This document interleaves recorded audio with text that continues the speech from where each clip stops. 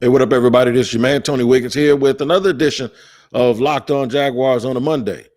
This might be the most important game of Urban Meyer's first season with Jacksonville. Why? Because it's kind of a heat check, man. This is where you put the thermometer in and see what the temperature is. I'll tell you more about it here on Monday's edition of Locked On Jaguars. You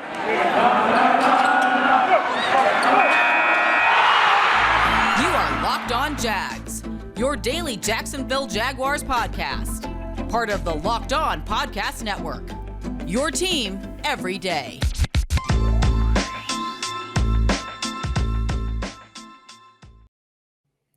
All right, welcome in on a Monday, and thanks for making Locked On Jaguars your first listen, where we are free on all platforms. We appreciate you joining us here every single day because it's your team every day, and we love to bring you this content. So I'm going to talk today about this game, and I said might in the open there that this might be the most important game of the year for the Jacksonville Jaguars. I'm going to take that might word out, and I'm going to say this is the most important game of the season for the Jaguars. Now, bear with me here, because all coaches say the next game is the most important game. The coaches and the players speak. They love to say that, and I agree with that. This one holds a little bit of a different meaning for me because, one, I believe it is super winnable because of the presence of Geno Smith instead of Russell Wilson. Two, even though it's across the country, all the way as far as you get from Jacksonville without leaving the country, actually, in Seattle. The thing about it is they've had a lot of time off because they had a bye week. So that shouldn't affect them too much as it would if they had just played a game yesterday or like a Monday night game and then have to turn around and go to Seattle. So I think it's a very winnable game. And then the other part of it is, it's a game that's coming after your first win. It's a game that's coming after your first win after a bunch of improvement. Okay. So it's almost like a new season. It's like, okay, this is the real Jaguars. We're in it now. We figured it out. This is us. All right. Our quarterback, he's a rookie, but he's not a rookie anymore because he's played some games. Now we're rolling. Now Urban's gotten used to the flow of the game. He's gotten used to the fact that it's a 3-hour root canal, as he says. So now what do we have? I'll tell you what can't happen. They cannot get blown out. If you get blown out, then we go back to this territory that I'm going to talk about in segment 2. That is a dangerous territory, not only just for Urban Meyer, but for everybody. But that's why I think this game is super, super important, because if they're on this highway, just think of the season as a long highway. You're on a road trip, right? And you've had some lumps and you've had some bumps. But now you refueled, you got your gas fixed, your oil's changed, you're back on the road. The weather has finally broken because you were in some bad weather, and now you're moving along. Well, now you're going to either go this way or that way. You're going to exit left or exit right, right? So exiting right it means your season is pretty much over, okay? Where you fall to 1-6, you look bad doing it, and now all of a sudden it's like, okay, we thought we were turning the corner, but we're really not, because this team that we're playing isn't very good and we just got hammered, okay? Or exit left is you win the game, and now it's like, okay, the Jags are cooking in grease, because that means that's 2 wins in a row. And then when you look at the games and the teams around the league, they played well early against Tennessee. They played really well for like 2.5, 3 quarters against Arizona. They should have beaten the Bengals. When you start taking that inventory and then you look at those teams and what those teams are doing around the league, you could look at those 3 games and then just say you win this week. You can look at those 3 games and then the one you won in London against Miami, and then the one you won in Seattle, and say, you know what? We're turning the corner. We're close. We're going to be able to beat bad teams, and we're going to compete against the best teams in the league. That's what we're going to do. We're going to beat bad teams. We're going to compete against the best teams in the league. And you know what might happen? Up jump the boogie. Eventually, we're going to beat one of those teams. And now your belief starts to go up. And now the whole hiring of Urban Meyer starts to look better. And now you kind of think that you're on the right track, that if you had Travis Etienne, and if you had DJ Chark, and if you had maybe had made some different choices in the draft, and you learned from the mistakes you made, and we're going to talk about that in segment 3, by the way, because that's a very, very important part of this moving forward. Now you've got that momentum, and now you're saying, okay, I see the direction. All of it's working. We got to continue doing the things that we've done well. We got to sharpen up a little bit on some of the things that we missed on. And now going into the end of this year, the offseason in year 2, we have a better grasp of who we are and what we need to do. That, to me, is where you want to be if you're the Jacksonville Jaguars. And, of course, that's stating the obvious. But where you don't want to be is go out and get the wood laid to you by Seattle, and now you're still guessing who you are. You're guessing who on the football team is good enough to be here. You're guessing if you have the right coach. You're guessing if you have the right general manager. You're guessing if you have the right offensive coordinator and defensive coordinator. So you go right back to that point you were where you were at before the Miami game. That's why I think this game is the most important game of the season. And I'm saying that without all of the coach speak, and I'm saying that without all of the cliches and that the next game is the most important. No. This one, based on where we are in the context of this season, especially, see, when you got off to that fast start or that start and you thought, okay, we're not expecting all of this to turn overnight, but we're looking for a little bit of, we should beat Houston. And you got hammered, and then you kept losing, and then you kept finding ways to lose, and then all of a sudden you're playing around with the waiver wire and getting guys in here off the street playing wide receiver. So now you're like, what did we do? Well, finally you've gotten to a point where some of that stuff has gone away. You actually know who your real good guys are. You know that your quarterback is the real deal. You get it, and you know you got some pieces that can help him win. You've identified your best players. Urban isn't trying to figure anything out no more. He should know by now who he is and who they are, and the coaches should be on the same page. There should be no more press conferences saying, well, we didn't do that. That's not where I want to be. Identity is settled. Everybody kind of knows what it's supposed to be. So now you got to prove it. Now you got to prove it. And now you got to show it that it's real, that it's tangible, and it's not just another week. It can't be. At some point, we have to start building and building and building and building. So what I'm going to talk about in segment 2 is this. What do we have? The things that we have that are conducive to this team winning a championship. What are those things? And then I'll also talk about this. If you don't have it, what does that mean? And that's something that we also have to address. That's why it's the biggest game, I think, of the season. In and of itself, within context, it is the biggest game of the season, because this game is going to go more towards telling us who they are, what direction they're going in. If the enthusiasm that they got in London is tangible, is it something that's going to last, or is it something that disappears, sort of like a Snapchat video? It doesn't stay forever. You know what I'm saying? So we'll talk about that. We'll talk about all of that stuff here in segment 2 on Locked On Jaguars after I tell you guys about DirecTV Stream. This is real important. DirecTV Stream allows you to get your TV together. And what I mean by that is you got all of these different devices and all of these different apps and mechanisms, whether it be your phone, whether it be plugins in the back of your TV, whether it be your provider for your internet service, and they bundle other stuff in. And sometimes you don't know which way you're going. I got TVs in my house that have different stuff. Like the one in the front, it's not the same as the one in my bedroom. It's crazy, but sometimes I forget which remotes go to which and what passwords are what passwords. You don't have to do that with DirecTV Stream. It brings all your live TV and on-demand favorites together like never before, so you can watch your favorite sports, movies, and shows all in one place on all your TVs. That means no more juggling remotes or need to buy another device ever again. And the best part, there's no annual contract. So here's what you do. Go to directtv.com and ask about direct TV stream. Let them know you want to get your TV together. And remember, compatible devices required, and the content varies by package. All right, we're rolling along on a Tuesday.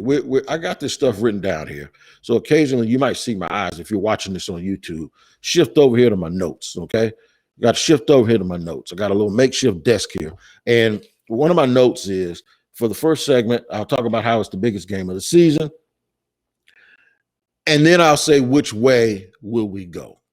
So I gave you this scenario of why I think it's the biggest game of the year and some of the things that could happen and some of the mindset and the way that this team could be thought of if they win this game. I don't care if it's a close game. They need to win this game, okay? They need to figure out a way to beat a team that's being quarterbacked by a backup quarterback. And the fear that I have is not that they'll lose, because we're used to the Jaguars not winning. The fear that I have is that they will lose in a manner that will set us back to 2 weeks ago when we thought this was all a mistake. And when I say we, I don't mean everybody, obviously, but there were a lot of people that were telling me that the squeeze wasn't worth the juice with Urban. There are a lot of people telling me that it didn't appear that he just had this mental makeup of somebody who could be patient but pressing in the NFL. That because he kept mentioning college and because he kept talking about how it's a what did he say, a 3-hour root canal or whatever, that somehow this just wasn't for him, that he was more used to the ebb and the flow of the college game, right? And that he wasn't going to really be able to adapt very well. We don't want to go back to those questions, especially after all of the off the field stuff and, you know, the word trust being thrown around and wonder. We don't want to go back to that. We also don't want to go back to thinking about what we need and how we're going to be able to get it if it's a whole bunch of bad stuff that we don't have, valuable things that we don't have. If they lose the game, folks are going to start really, really questioning a few things. And I'm going to tell you what it's going to be right now. Why isn't Walker Little playing? That's one thing that folks are going to question. Why isn't Andre Cisco playing? That's another thing that folks are going to question. Why did they draft a running back in the first round? That's another thing that folks are going to question. Is Joe Cullen really the right guy? What was Darrell Bevell doing? They got to get a whole new staff. Why did they draft Tyson Campbell instead of Asante Samuel? And they still need a corner. They still need players at positions. They need a safety.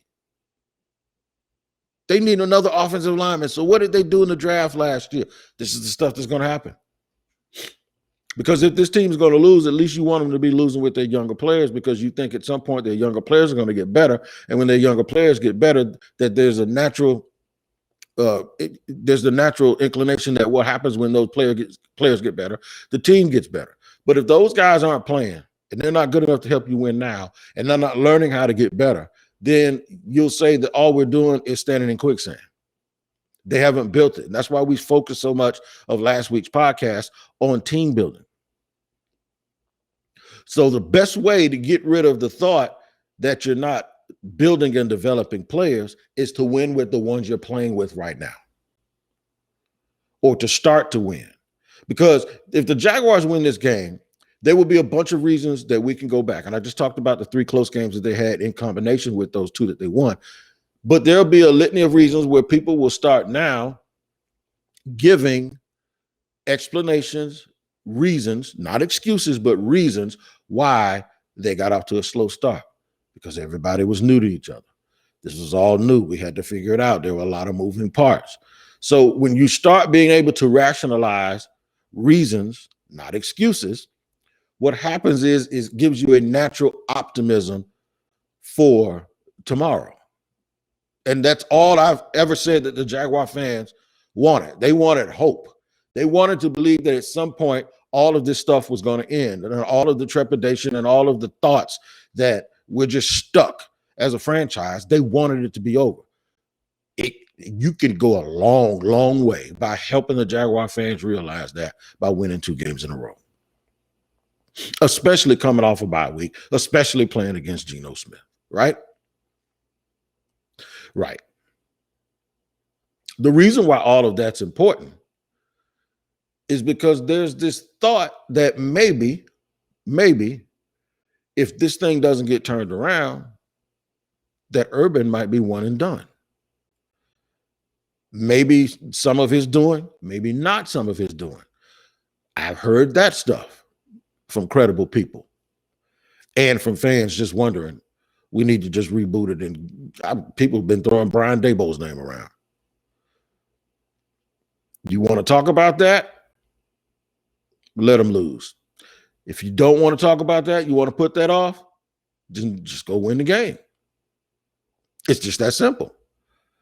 Go win the game on Sunday. Give the fans some optimism. So when you think about where they are, we're going to do it in the context of them winning. And if you do it in the context of them winning, because we keep talking about what they need to do if they don't get any better. We did that last week. I'm going to say, let's just assume that they win 2 games in a row. And now you're really, really optimistic about the future. Who and what are they really? Who will be the guys you'll be pointing to? And what's the key in the formula for them to win? And then if they win, who will be the guys that you look up and you start pointing to? And you tell yourself, he's a guy for the future. He's a guy for the future. He's a guy for the future. He's a guy we can count on. Because then you'll know who you have to go and get next. So we're going to talk about the Jaguars in terms of what are their strengths and do their weaknesses line up with what will be available in the draft and free agency so they can finally get over that hump and keep this optimism going on. We'll talk about it in just a second here on Locked On Jaguars. All right, man, this is Locked On Jaguars here on a Monday. We thank you again for making us your first listen. It's your team every day, and we're glad to have you here. I'm sweating, man. Sitting here sweating on a Monday under these lights like a piece of chicken. I actually just got out of the shower before I start recording this. So, yeah, Locked On Jaguars here. We thank you for making us your first listener. And also, make sure you subscribe and like and subscribe on YouTube as well. And we're free on all platforms. We're not like a lot of these other people, man. They charge you for everything. You're going to get this content daily, and it's going to be free content. Back at it here, we're talking about what they need to do from a team building perspective. It is allergy season, and I'm going to tell you something. It is wearing me out. Do the weaknesses match up with the strengths of the draft and free agency? First of all, those weaknesses will start to disappear if the Jaguars win this game. If the Jaguars win this game against Seattle on Sunday on the road, that'll be 2 straight wins where they didn't play in their home stadium and against teams that folks thought would be pretty good coming into this season. You know, close is cool until you're close all the time, and then at some point you have to start winning, right? And I think that's what the Jaguars are going to have to do. The Jaguars are going to have to get to the point where the fans will understand that they are making progress. Some optimistic fans already believe they're making progress just because the games are getting closer. We sort of forget that we kind of expected the games were going to be close this year. We didn't expect that they would start out getting hammered by Houston. So it's almost as if we sort of moved the goalpost a little bit. But we have to assess who they are and what they are first. The first thing you got to know is this. The most important position, obviously, is the quarterback position, and they got it. I'm telling you right now, I'm putting all my money on Trevor Lawrence. He's going to be a superstar. I don't doubt 1 minute that Trevor Lawrence is a good quarterback. I think he's going to be a great quarterback. And I think he'll be one of those guys that for most of his career would be one of the 6 or 7 best quarterbacks in the league, if not even higher. So mark that down. They've got that box checked off. I think James Robinson is another pro that is going to be, when I say a lifetime Jaguar, the way he runs, man, he doesn't really get banged up. And I do think that with Travis Etienne coming back next year, that's going to actually prolong things. So I think James Robinson is a guy that you could count on as one of those players. I like Jamal Agnew. I really do like Jamal Agnew as a player. Me and the offensive line now, we go back and forth a little bit, but I really like the way Jawan Taylor played this year. Last week he struggled a little bit and got beat and got Trevor hit. But I really like that. I love Brandon Linder. I don't think you let guys like that lead the team and hit the market. They got to figure out what it is with Cam Robinson if they're going to continue to pay him. And this is the part where Walker Little not being on the field and developing kind of bugs you out a little bit, because that was supposed to be the plan, that at some point he would develop into a franchise left tackle. It might just take another year. So we'll have to see with that. I like the little pieces at tight end. I don't think they have a superstar at tight end, but I do think they finally got the room to the point where it's super, super presentable. I love Devon Hamilton along the defensive line. I think he is a superstar waiting to happen. I think Josh Allen has sort of reinvented himself, and he's playing now at a very, very high level, not getting the numbers in sacks, but he's getting it in pressures, and coaches pay more attention to pressures than they do sacks. Thank you for that, Brandon Staley. I'm a little bit concerned with Miles at linebacker because I don't think he's played the way that we think he could play. Also, in the defensive backs, they have invested so much in the last 2 years with their defensive backs that it absolutely drives you crazy that they're not playing better. Shaq Griffin has really, really played well. I don't think he's been like great, but I think he's been good. And when you consider the other people at corner, he's been very good. Tyson Campbell's we got to see it. We got to see it at some point. We got to see it, because if we don't, there are already people saying that the Jaguars need a defensive back. Yeah. And if the Jaguars need a defensive back, if you start saying they need a defensive back, a left tackle, and a safety, and they just drafted those guys in the second, third round, in the second and the third round, then that's a problem with team building. Andre Sisco, I would love to see him on the field at some point. And I guess by him not playing, it's not physical, because if it was physical, he wouldn't even be active. They're just saying he's not ready. They're just saying he's not ready. Nobody wants their draft picks to play more than Urban Meyer and the Jaguars. So if he's not ready, he's not ready. If he's not ready, you got to wonder why they picked him. You know, it's pretty simple. I like Jenkins too. I like Jenkins at safety. So they do need some stuff, but then they have guys that they can hang their hat on. They have 4 guys on defense. I want to see a little bit more DeJuan Smoot too, and less of the other guys. I think Smoot is a really, really solid dude. So they have the guys on defense, and they also have 4 or 5 guys that they're going to lead with on offense. They're going to lead with Trevor. They're going to lead with J-Rob. And I think for the foreseeable future, it's going to be Marvin Jones. Those are the guys. And sprinkle in a little Dan Arnold and a little bit of Chenault too. But those are the guys every single week offensively. This is what, there's no mystery to it. These are the guys who are going to touch the ball. And I think that's all right for right now. Now, hopefully they continue to develop. And what happens is, best case scenario is some of the guys that they picked this year will develop to the point where you don't see it as a need, because you can't be redundant in these drafts, and you can't be redundant in the free agency mixed with the draft. You just can't keep getting guys at the same position that are good. Let's go back to 2016 and 17. The Jaguars looked like they hit the lottery on pass rushers, but didn't have a quarterback or a wide receiver, because Allen Robinson was hurt, but they didn't have a quarterback or a wide receiver. So you really got to hope that your weaknesses line up with the strengths. I think this week will go a long way in letting us know just how big those weaknesses are and how good the strengths are. And then the rest of the season is going to tell us with the young players if they made bad draft picks and they have to do a reboot, and what they're going to have to go looking for in free agency. I'm going to tell you right now, there ain't no Jamar Chases in this draft at wide receiver, and you ain't going to find nobody like that in free agency that either is going to get traded or walk away. Everybody keeps talking about Devontae Adams. I think Devontae Adams is going to a ready-made team that's ready to win the Super Bowl and not Jacksonville. But I'd try. I definitely would try. But the thing is guys like that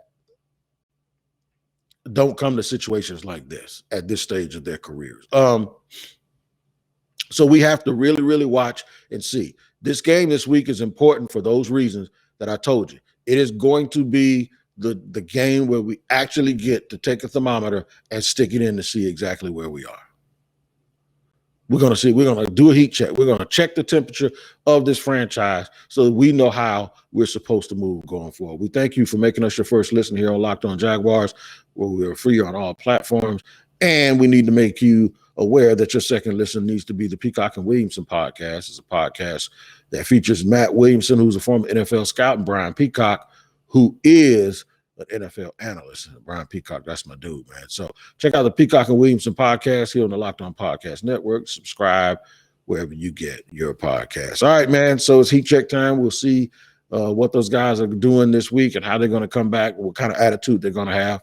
And once again, people may disagree, but I think it's the most important week for the Jacksonville Jaguars, especially with this regime. All right, we'll talk to you guys tomorrow. And thanks for joining us here on the Locked On Podcast Network. And get rid of these allergies for me, man. They're absolutely driving me crazy. Y'all take care.